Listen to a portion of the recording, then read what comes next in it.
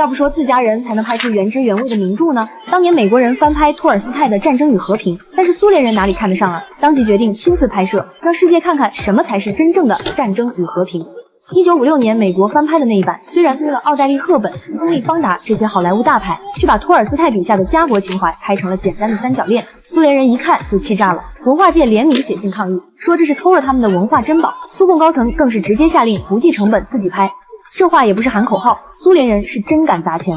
这部电影从1961年拍到1967年，整整6年时间，前后砸了4800多万卢布，换算到现在足足12亿美元。放在今天也是顶流大制作的级别。但是和好莱坞不一样，苏联拍这部电影不以票房为首要目标，他们只想把托尔斯泰笔下的19世纪俄国原封不动地搬上荧幕。为了这个目标，国家直接给剧组开了绿灯，全国资源随便调。所以电影里那些浩浩荡荡的战争场面是正儿八经借调的真实的苏联红军，最多的时候甚至动用了12万士兵，还有3万多匹战马。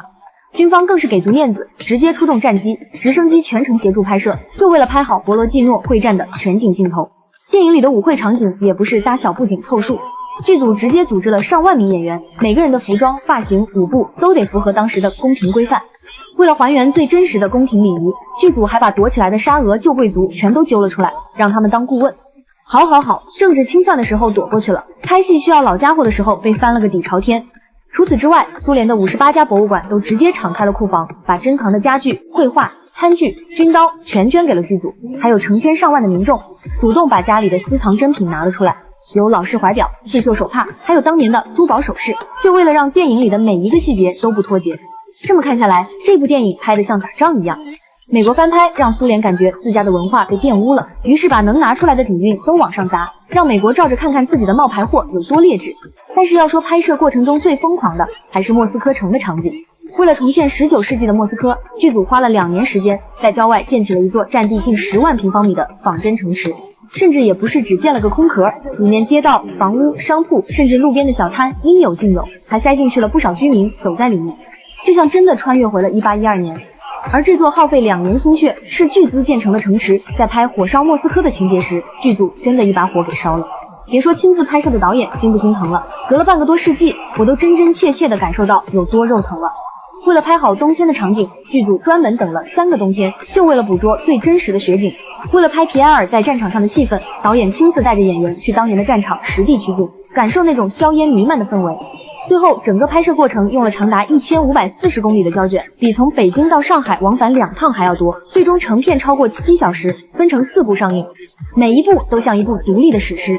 有人说这部电影不是拍出来的，是用时间、金钱和心血堆出来的，这话一点都不夸张。为了撑起这部剧作的导演邦达尔丘克也是拼尽全力，他不只是导演，还是编剧之一，甚至亲自上阵饰演男主角皮埃尔。所以拍摄期间他2次心梗晕倒在片场。第一次晕倒的时候，医生都下了病危通知，可他醒过来的第一句话不是关心自己的身体，而是问拍摄进度怎么样了。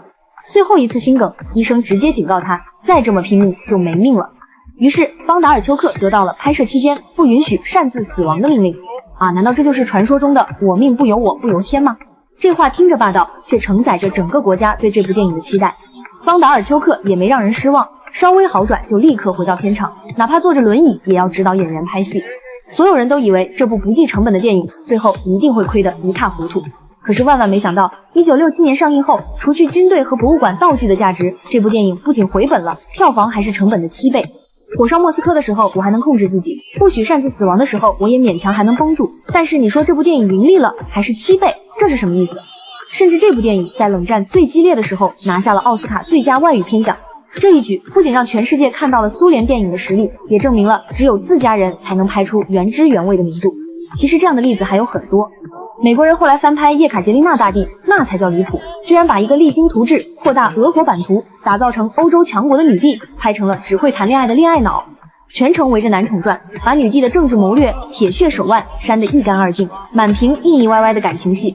俄国人气不过，直接自己斥巨资拍了一版，聚焦女帝的野心和谋略，从她入宫的隐忍到夺权的果断，再到治理国家的魄力，把真实的女帝带上了大荧幕，演员往那一站，浑身的气场就碾压了好莱坞版，狠狠打了美国人的脸。不光俄国，我们也有过类似的糟心事儿。当年日本魔改我们的《西游记》，拍出来的版本简直辣眼睛。